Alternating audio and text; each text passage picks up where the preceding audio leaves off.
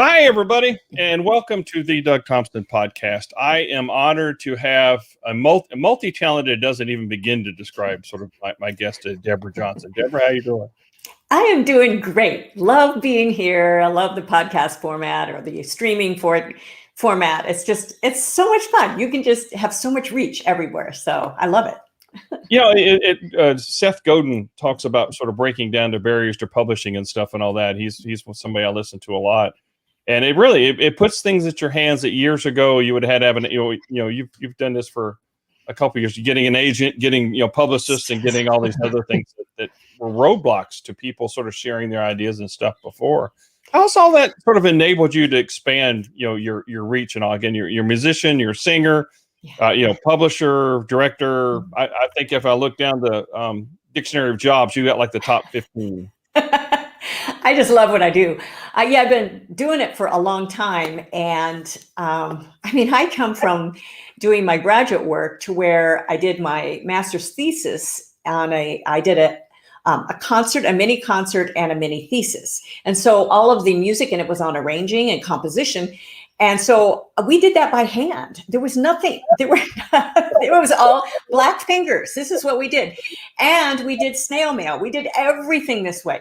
So, with this generational, a lot of you don't realize as you're coming up today, or even the, millennials and throughout there, which I love. But there's so much that you have at your fingertips, and it is growing. Technically, exponentially, is that the right word? But it's multiplying really, really fast. So I think it really does open up a lot of opportunity, and not to get overwhelmed with it. Just I always say, add one little thing at a time. Yeah, it's the whale syndrome or the elephant syndrome where you try to eat the whole thing at once. It's overwhelming when you think about it. But just take that one step. And I wonder how many.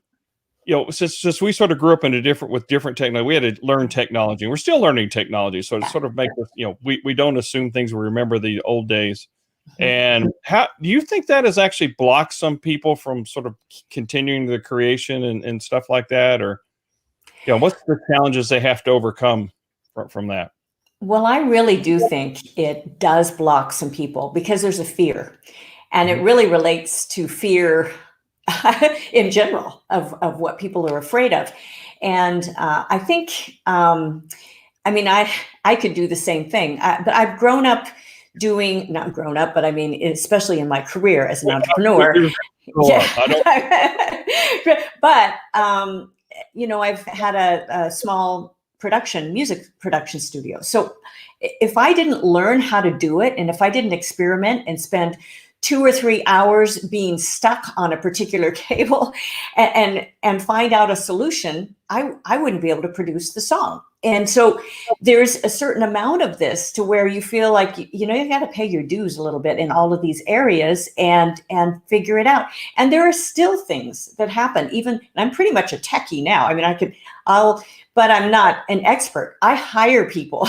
I hire a production. Now I hire studios, but I can do the pre-production. There's people that do this all the time, and those are the people I bring on. But you can't let that fear, figure out exactly what you need. First of all, you don't have to overwhelm yourself. Just think, if I take one little step, how can I improve in this little area, and learn enough about it that you can even hire it out. Mm-hmm. Yeah, and I think that's the key there is learning. Spend more time in the area that's your strengths and your expertise and stuff on that, and know enough to hire the right people to do the other things that's their area of expertise. Right. And it's fine. For me, it's letting go, because I like the production. I like the other stuff going through the podcast. I'm a bit of a nerd as it is. I realize, like, I used to build my own PCs, and I used to do these other things. Now I will buy them fully assembled, because that used to take hours of my life. But it's focusing on what's important. And you talk about, on your tagline, you got build a sustainable business at halftime. So I looked, I said, okay, this is a football game going on. What's the score? Tell us a little bit about that, because I think it ties directly into sort of how we've been able to transition our career. Right. At mid-career, halftime of life. Officially, if you look on the internet, which is all of our immediate source of expertise, right? The internet. Yeah, right. But they do label halftime officially after the age of 40, which comes very, very soon. I think it's a little bit 45-ish, 50-ish, especially as women go through raising families, maybe a little later. But really that mid-career or halftime of life, there's a lot of decisions that you make. Many people come to those times of life and think, I've been putting off something that I've wanted to do for a very long time. And should I do it? And I say, yes, but start it very, very small. Keep doing what you're doing and start the education process, even as a side business, and start developing some of those dreams. Because, there's one of the top regrets that people have upon dying. And I'm just reading that great book right now. It's the 5 top regrets of people that are dying, which sounds so morbid, but it's an actual fascinating book. And the number 1 is that they never pursued their dreams. And this is from the author that has spent hundreds and hundreds of people that's what she does. And that's the number 1 that people look back. And there's other reasons, of course, not spending, time with the family or working too hard and those things. But the number 1 is that they never pursued really what they dreamed to be able to do. And for some people, that might be, I've really wanted to pursue some of my music or some of my art. And of course, I've spent a lot of my time doing that. But that might be part of that, that you could develop a little bit of that on that side. But I think that's a real crucial time of life. And this was really brought to the forefront with our recent shutdowns, because people all of a sudden, when they are working remotely or they had this fear of, I might just lose everything. Oh, well, maybe I can start brand new. And so there's all of these startups and feeling like, and those are great times when we look back in history. I did a podcast on that same thing. What happens during those decades that we feel like we've got such problems? A lot of innovation, a lot of people are, this is when the entrepreneurs really shine. Mm-hmm. That was a long answer. No, that's a great answer. It's sort of a lot of us won't move it. It gets back to sort of our subconscious and being comfortable, and we have responsibilities, as you mentioned, that either raising children or providing for the family or something, and the risk to that sort of coming, coming to an end is a problem, right? That's job number 1 for me, is providing for the family and doing that. And something like what just happened, it forces you have to make a decision. Then a lot of times, they couldn't do the same old stuff, so now I have to do this, and so maybe that was impetus to start these things. That's the kindling to the fire, I think, to a lot of this. Right. I think you're exactly right. I mean, it's taken people, they're living in a different area now, thinking, why didn't I do this years ago? And I was, working so hard and spending so much time in traffic and doing all of that. And all of a sudden I can work remotely. We have a son that's an attorney, and they told him, you can work remotely. We're going to do it. We'll reevaluate after 6 months. But he's been this whole time working remotely. And he says, I can get people on the phone now. He's doing he's doing everything. And so he can actually live anywhere. So it has freed a lot of people. Now, I think there's a real benefit to having people together too in some companies. But it's made a lot of people think twice about what they really, really want to do and what sort of lifestyle they would like as well.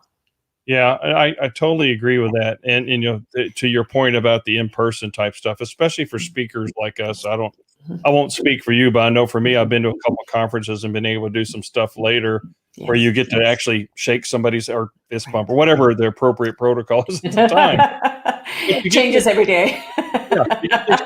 Vibe, right? So there's a difference. And I watched your trailer for your new keynote that was coming on.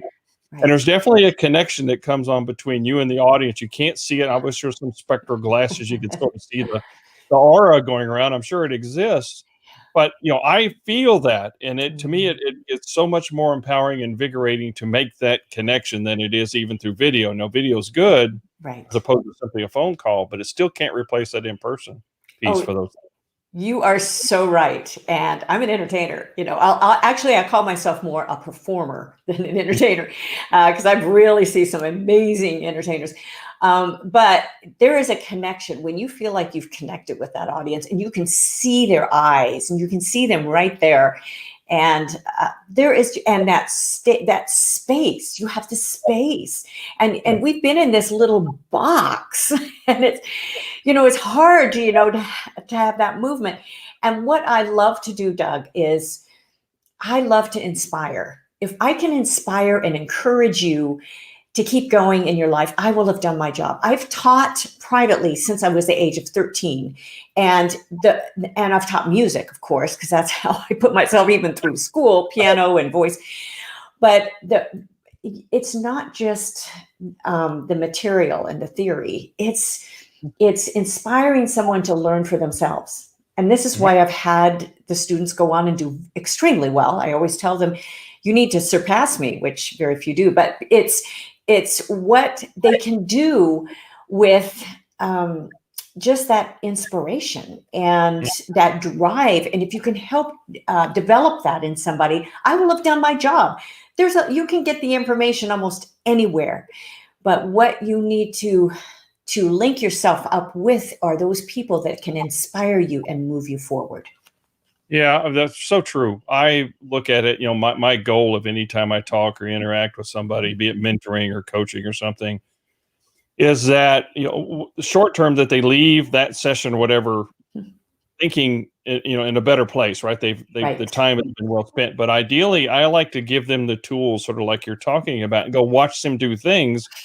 Some of the things I can't do, I could never do because I'm not them, one, Right. but they can take those tools and you can sort of see how they blossom and start developing on your own. Right. How do you, because I did coaching at 13, I was just like, wow, teaching and stuff. How do you use stories in your coaching and throughout your stuff for that? How do you use that as a vehicle to help accomplish what you just talked about? Stories. I have linked onto stories more and more and seen how important they are, because I was kind of raised with that as teaching. You get into the educator and just the content. But what I've found with stories is there's a real relationship then, that's a connection that people can put you in those characters. And I started to realize this more and more when I was writing musicals, which is another thing I've done. It's a bad habit, I say. Not really, but I mean, it's a lot of work. I did not realize what I was getting into. I've been in a few musicals. I can't imagine writing it, trying to coordinate all that. And it wasn't just writing it, it was producing it. Because then I thought, oh, people are just going to do it. Oh, no. Oh, no. But in realizing how an actor needs a character, they need that story. And if all of the parts of that, even the music and everything, don't move that story forward, you need to be able to cut it. And that's really, really tough as an artist. But I really realized how important that story is. And just this recent book that I wrote, which is an allegory, I wrote a story and it was most like writing the script of a musical, of anything that I've written. When people ask, oh, what have you written before? Kind of like this. Well, it was the characters, and it's what people are identifying with are the characters. And it was helpful for me in my own life. I usually live through most anything I write, believe me. As a writer, as a speaker, performer, you live through it. And I've talked to ministers. They live through those, when they're talking about tough times, they've lived through it. I mean, there's usually part of this that we speak from that experience and from that heart. And so those stories, I think, Doug, speaks to the heart, and it speaks to what people, their soul inside, thinking, I can identify with that character. Maybe it's not the main one. It might be a side character. Yeah. So I living through it, that gives you the expertise and experience and authority to go ahead and present or coach on what it is you're talking about. I have lived through that too. Like some of your talk about that inner voice and just the fear and I'm not good enough. I can't do this. I'm too old. All the whatever's right. I'm too this or too that. That when I was doing my TED talk, preparing for that, I was paralyzed for that. And I actually incorporated that into my TED talk when I talked about the storytelling. It's the story we tell ourselves. Mhm. So, it does ring true, because when you live it, then you can sort of, here's how I got through it. Yeah. Here's some things that to be aware of, and then how do you share that with other people? I think you do that a lot, be it through a musical or a book or anything, singing songs. How does storytelling in a song, because this sort of ties in the musical piece of it, because if the music doesn't match the what's going on in Yeah. front of the story, how do you sort of marry those two? It depends on what music. Now, as a writer, it's a little bit different. When I'm singing my songs, that's different than when I'm performing the Phantom, which I've done. And I'm hitting those money notes, and I'm, Christine in that nice white dress on a stage, or else I'm playing Rhapsody in Blue. I am, performing the music according to what the artist and the writer has written. And so being true to those and creating that, then you become more of an actress and create that character. So on a stage. So some of those stories, I'm just looking to bring enjoyment to people, and those are some of their favorite songs. It's pretty amazing that that's lasted through the years, but they're just classics. They're becoming classics of that sort of music, that type of music, from the Gershwins to the Andrew Lloyd Webbers, and that was the biggest solo shows that I've done. I've done another variety show with double pianos and all of that. But the type of music, you get into those, just doing the songs justice, whether I'm doing a Disney medley. Okay. And that's another, area to where you can envision, people are envisioning the story. They're hearing that a whole new world, and they're on the magic carpet. And so, or Beauty and the Beast, and they're, I remember going into that castle, and they remember. And I just did an engagement. I've worked for Disney for years, but they create playing for those or performing for people. It just brings back some of those beautiful memories of the movies or the stories. Definitely. No, I because there's this time I can bring back the high school or wherever, you hear a song, and it's an anchor that brings you back to a memory. Unlike a lot of our memories, they don't have any. See somewhere, and I'll stumble across them when I least expect it. But I'm a big fan of, like, people that take classical things and put a modern spin on, like Trans-Siberian Orchestra with they put rock to these classic musics, or two cellos. Those guys have such a great, playing, or Bond, or these other things that really put sort of a more modern and things spin on older stuff. And do you find that sort of hard to accept? I mean, because you sort of grew up with these other things and all that. How do you feel about that? About sort of modernizing or taking it to another level. I love it. I did it. One of the first albums I put out, done a number of albums, a group of albums I put out. It's called Classical Spice. And it was a hooked on classics with piano, and I used a lot of samples, what was called, and that was another technical thing that I had to learn how to use a sampler. I would buy this equipment and then think, okay, I'll learn how to use it. Not that easy. And then with the double piano, we did something called the Classics Rock. Great album, by the way. But it, took everything from Shostakovich to Kabalevsky to, we did a lot of Bach, and we did a lot of those for Elise. A lot of those songs in a modern way. And my piano partner, or piano pal, as I call him, Waylon Picard, he had more of a true jazz emphasis. So we were able to put a little bit of that in. And of course, I love anything with a rock beat. So we were able to put in, just some great arrangements with that. So I think it's wonderful. I even sent it a copy, and she sent me the sweetest note back. She's just not here anymore. She's passed along. But my classical piano teacher that I had from high school, and she was the first woman concert pianist to go into communist Russia. And she was, she's Amazing woman. She always wore black, always wore her hair on top of her head. She was just intimidating because I was kind of small, but she was an amazing teacher. I sent her a copy of this because I thought, oh, she's going to roll over, thinking, oh my gosh. She really appreciated the artistry in back. And what it does is it opens up a whole new audience for some of your work. Yeah, it does. And it sort of puts, in bringing more people in, the challenge, some of those people that are still in the first half resist that, right? It's sacrilegious, because I've been in some groups, concert societies and stuff that have sort of frowned on that, but they yet complain that their patronage was dying because they're all the older ones. It's like, you've got a whole audience out here if you approach it a little bit differently.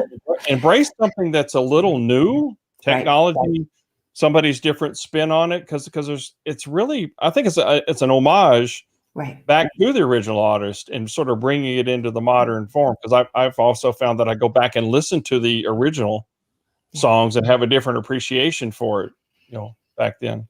Right, definitely. And I think it just opens up, and I love the trans-American the orchestras and the Siberian orchestra. Right. I was getting the Americans and the Siberian, but I just absolutely love their music, and it's upbeat, it's uplifting. Yeah.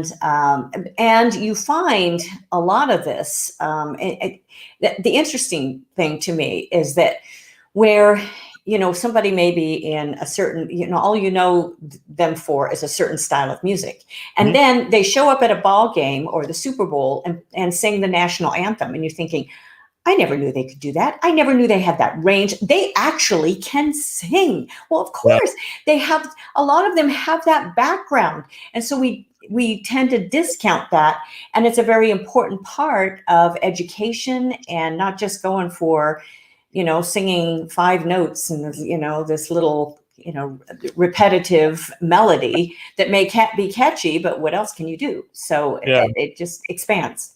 I watched my family and I like watching The Masked Singer, which gives them sort of that time. You can't see them, and yet they show sides of them that you didn't know that they had, and they put on some really good performances.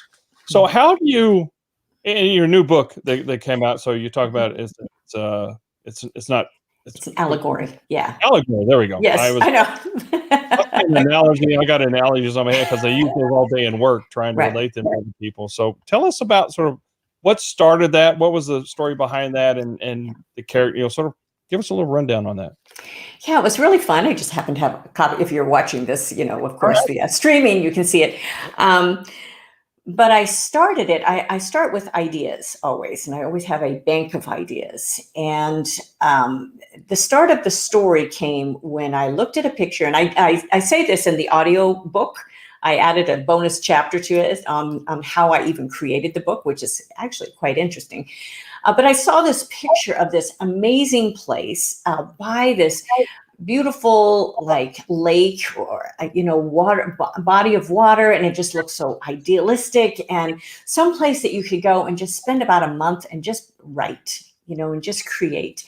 And then I thought, nobody would do that today because they wouldn't have the time, or wouldn't take the time, or they wouldn't have the attention span to be able to do it. They'd need to be off, doing something else. So I wrote that idea. That was the idea factory. I wrote it on an index card. And then I started gathering more ideas. That was kind of the name of the book at first. I thought it was going to be the idea factory, and all the things in it, and how you couldn't find anybody in it. And then I thought, oh, I know why they're not there. They're at the social media circus. And so then that whole thing developed with Friendland and Bluebird and Connector and all of those that are very similar to what we have today. But people get caught up in this, and they get caught up on a roundabout, which is another area in the book. So I just kind of developed part of these, and then I thought, what am I going to do with this? It can't just be the idea factory. This needs to be a whole journey. Mm-hmm. And I had already trademarked a program that I have, the Hero Mountain. So I thought, oh, this needs to be the summit, the journey to Hero Mountain. And this is the beginning of her summit. So that's where I started then developing the characters. And the first character, the protagonist, is I didn't name her Mallory at first, which her name changes at the end to Andriette. Mallory means ill-fated. She becomes strong and courageous, very theatrical, right? But her first name as the muse was not good enough. I needed to make that character that she felt not good enough in almost everything that she was doing. And she needed to overcome that in many ways with the self-talk and with her journaling and all of that. So that was that sort of process. And it was probably, I mean, every book, I don't call myself a natural book writer. I mean, there's some people that, and I hire those people, editors, they're amazing. They're just wordsmiths. They know how to do it. But I have to really work at this craft and work at cutting it down. Same thing with a musical script, and it's tough, but you really need to cut it down, and you tend to repeat yourself and do all of that. So it was, a process for me, but I worked with some great editors, wonderful editors that really helped me through, this process of making sure this whole journey. And of course, our protagonist, our main character, there's a guide, but he is nameless. He's just called the guide. So, but how important that is in our lives, there are many things that we need a guide for. I don't do a lot of private coaching. I do, more groups, or I do more speaking, but the guidance is very, very important. Yeah. No, I love that, because it sounds like if I sort of give the synopsis of the story, you put some of your courseware and all the other stuff and gave it a persona where you sort of illustrated the path and the journey that people can be on to climb that summit. And I actually did illustrate it. Because I knew we were live streaming today. I actually put together maps in the book. Now it's black and white in the book, but these are maps that I have: the journey to Hero Mountain, and then I have the social media circus.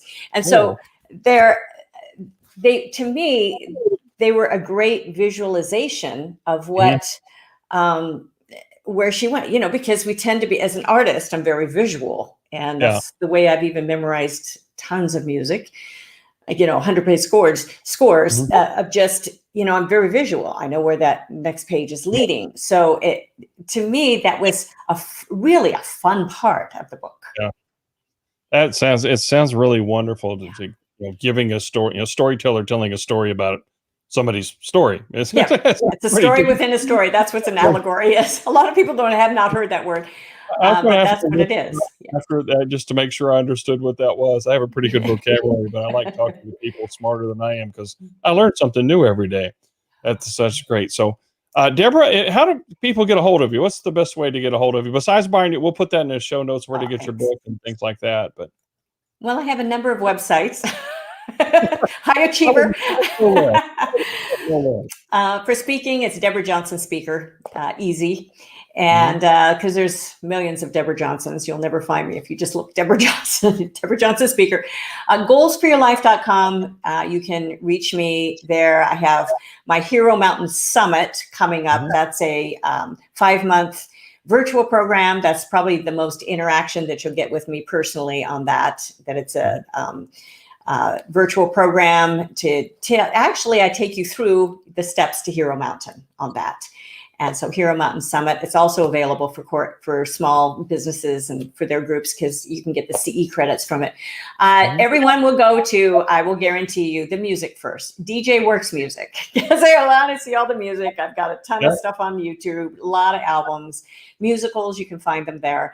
And it's just fun listening and hopefully encouraging some people.